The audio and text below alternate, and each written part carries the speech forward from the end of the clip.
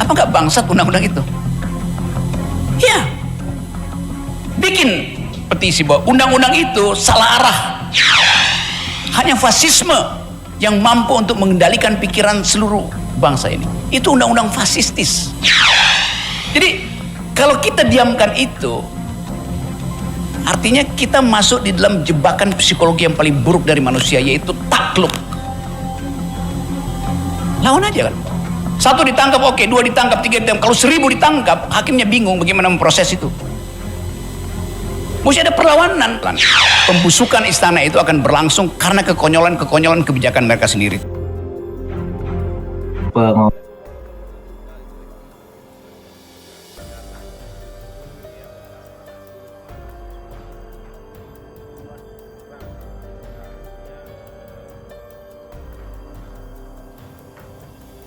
Pengumuman resmi atau naskah-naskah yang beredar yang mungkin resmi itu kecenderungan ke arah kembali dui fungsi tidak ada lagi ya.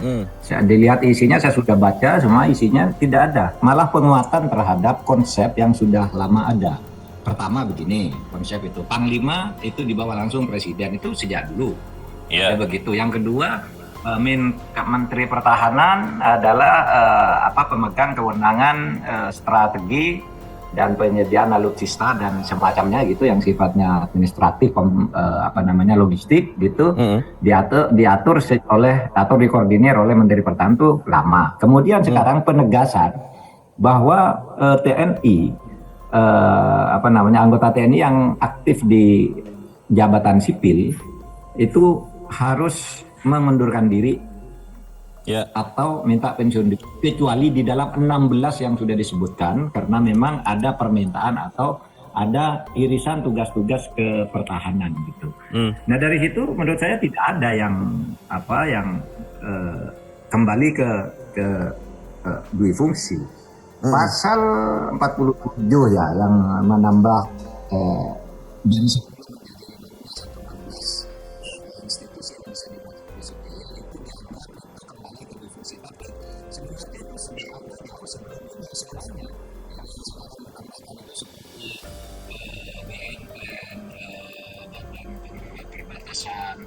kemudian terorisme dan sebagainya. Kejaksaan ini sudah ada semuanya, cuma ada di berbagai peraturan perundangan lain. Jadi sebenarnya tidak ada tambahan kalau institusi yang mempunyai pintu untuk dimasukkan oleh TNI, malah dikurangi satu. KKP kelautan dan perikanan itu juga sekarang malah dicabut dari yang selama ini sudah ada dan pernah ada gitu.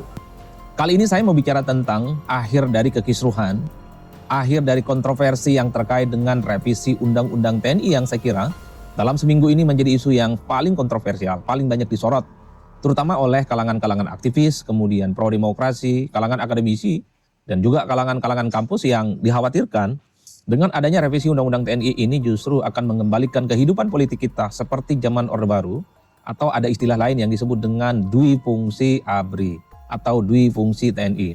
Saat itu memang harus diakui, ABRI saat itu menjadi posisi yang cukup strategis dalam menentukan keputusan politik strategis yang digunakan oleh negara untuk kepentingan mereka. Itulah yang kemudian membuat kenapa para aktivis, para kelompok civil society, dan kalangan-kalangan masyarakat sipil termasuk kalangan kampus itu melakukan penolakan supaya dalam revisi Undang-Undang TNI itu dui fungsi ABRI itu tidak dihidupkan kembali. Tapi kalau kita saksikan sehari 2 hari ini, ternyata semua yang terkait dengan revisi Undang-Undang TNI itu sudah selesai, dan mari kita bahas satu persatu. Pertama, ternyata yang dibahas oleh DPR RI Komisi 1 terkait dengan revisi Undang-Undang TNI itu hanyalah 3 pasal. Pertama, yaitu pasal 3 mengenai kedudukan TNI. Kalau kita mengacu pada pasal 3 ayat 1 soal kedudukan TNI, ini tentu penggunaan kekuatan militer itu tetap di bawah presiden. Ini menunjukkan bahwa memang ini tidak ada perubahan apapun yang cukup signifikan, bahwa posisi TNI di negara kita ini tetaplah berada di bawah kekuasaan Presiden Republik Indonesia. Itu pasal yang kemudian dibahas dalam revisi Undang-Undang TNI. Tidak ada perubahan apapun yang cukup signifikan, dan ini sesuai dengan TAP MPR nomor 6 dan nomor 7 tahun 2000 kalau tidak salah, di mana kedudukan mereka, TNI ataupun ABRI itu berada di bawah presiden. Itu pasal pertama yang kemudian dihasilkan dalam rapat revisi Undang-Undang TNI. Yang kedua kemudian terkait dengan pasal 53 soal usia pensiun.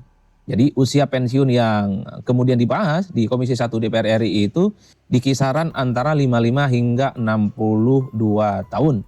Itulah yang kemudian membuat bagaimana pasal yang kedua yang dibahas dalam revisi Undang-Undang TNI ini sebenarnya tidak ada yang kemudian menimbulkan kontroversi dan keanehan-keanehan apapun. Karena sepertinya pasal 53 ini mengacu pada pasal-pasal yang lain di kementerian yang lain, memang usia yang terkait dengan pensiun ABRI dan TNI itu di kisaran 55 hingga 62 tahun. Nah, pasal yang ketiga nih yang paling selama ini dicurigai soal potensi yang dikhawatirkan akan kembalinya dui fungsi ABRI. Pasal ketiga yang dibahas dalam revisi Undang-Undang TNI itu adalah pasal 47 soal bagaimana posisi prajurit ya untuk menempati posisi-posisi di kementerian ataupun lembaga. Pasal 47 ayat 1 disebutkan bahwa prajurit aktif itu bisa menempati posisi-posisi kementerian dan lembaga. Kalau sebelum direvisi itu ada 10 kementerian dan lembaga yang boleh ditempati, tapi setelah direvisi ada 16 kementerian dan lembaga yang kemudian bisa ditempati oleh prajurit-prajurit aktif. Kabar baiknya di pasal 47 ayat 2 itu disebutkan. Jadi prajurit-prajurit aktif yang menempati posisi-posisi sipil, mereka itu wajib hukumnya mundur ataupun pensiun dini. Nah, ini tentu adalah langkah maju. Karena memang selama ini yang diinginkan oleh publik ketika tentara aktif kemudian mendapatkan posisi-posisi strategis di posisi-posisi sipil misalnya, memang diwajibkan untuk mundur ataupun pensiun dini.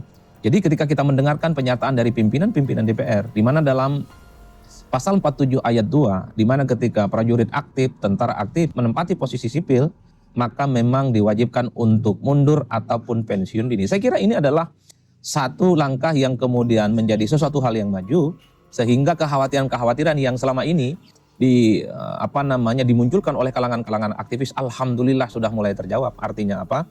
Jikapun ada posisi-posisi yang ditempati oleh tentara aktif, baik itu di kementerian, mungkin juga di lembaga ataupun di posisi-posisi sipil, per hari ini untuk di masa-masa yang akan datang, pastinya tentara aktif itu yang bersangkutan pensiun dini ataupun pengunduran diri.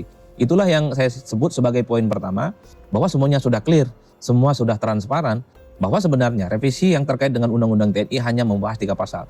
Dan ujung dari 3 pasal ini sebenarnya apakah TNI ataupun tentara aktif ketika menempati posisi sipil, dia mundur atau tidak. Ternyata dalam revisi Undang-Undang ini wajib hukumnya TNI dan tentara aktif yang menempati posisi sipil, dia harus mundur ataupun pensiun dini. Saya kira sudah clear. Sehingga kekhawatiran-kekhawatiran yang selama ini disampaikan oleh kawan-kawan aktivis pegiat demokrasi, termasuk saya misalnya, itu tidak terjadi. Dan alhamdulillah DPR mendengarkan aspirasi ini semua. Itu yang pertama. Nah, yang kedua saya kira perlu saya untuk mengulang. Apa sih sebenarnya yang disebut dengan dui fungsi ABRI? Ini yang dianggap sebagai momok menakutkan di kalangan aktivis pegiat demokrasi dan aliansi masyarakat sipil yang selama ini cukup aktif memberikan protes dan perlawanan. Nah, kalau kita mau jujur sebenarnya, dui fungsi ABRI ini kan terjadi dalam praktik politik di zamannya Pak Harto. Terutama ketika Pak Soeharto itu menjadi presiden selama 32 tahun. Saat itu memang ABRI itu menempati posisi-posisi yang cukup strategis, terutama dalam memutuskan keputusan penting. Bahkan di zaman Orde Baru itu ada istilah yang disebut dengan ABG. Jadi keputusan politik itu yang bisa menentukan cuman ABG. Satu ABRI, yang kedua itu birokrasi, yang ketiga itu adalah Golkar. Jadi tiga instrumen inilah yang kemudian membuat kenapa posisi ABRI di zaman Orde Baru itu cukup powerful, cukup strategis, sehingga peran-perannya di ranah-ranah politik cukup signifikan.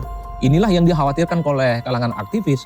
Kalau ada revisi Undang-Undang TNI, posisi-posisi ABRI